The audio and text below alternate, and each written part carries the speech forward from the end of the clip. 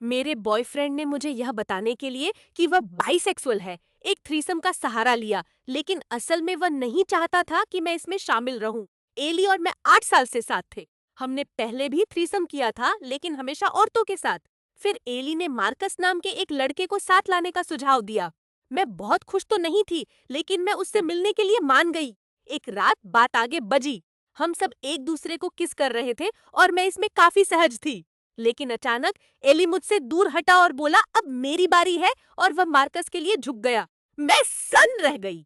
वे एक दूसरे में इतने खोए हुए थे कि उन्हें पता भी नहीं चला कि मैं कमरे से बाहर निकल गई हूँ।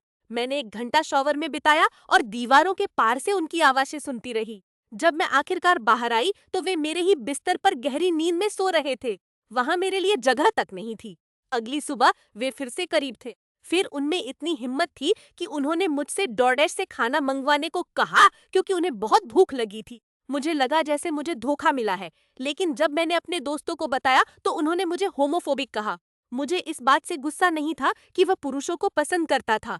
मुझे गुस्सा इस बात का था कि उसने सालों तक अपने व्यक्तित्व का एक बहुत बड़ा हिस्सा मुझसे छिपा कर रखा था।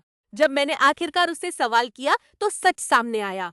उसे 3 साल पहले से पता था कि वह पुरुषों की ओर आकर्षित है। वह कोई असहज बातचीत नहीं करना चाहता था, इसलिए उसने बस मार्कस को हमारे बेडरूम में लाने का फैसला किया। फिर बात और बिगड़ गई।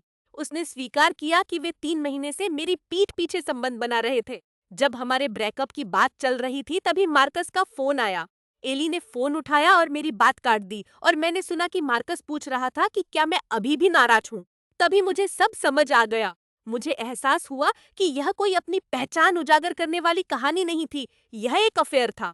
मैंने एली से अपना सामान पैक करने को कहा। उसने बहस तक नहीं की। उसने पहले से ही मार्कस के साथ रहने की योजना बना ली थी।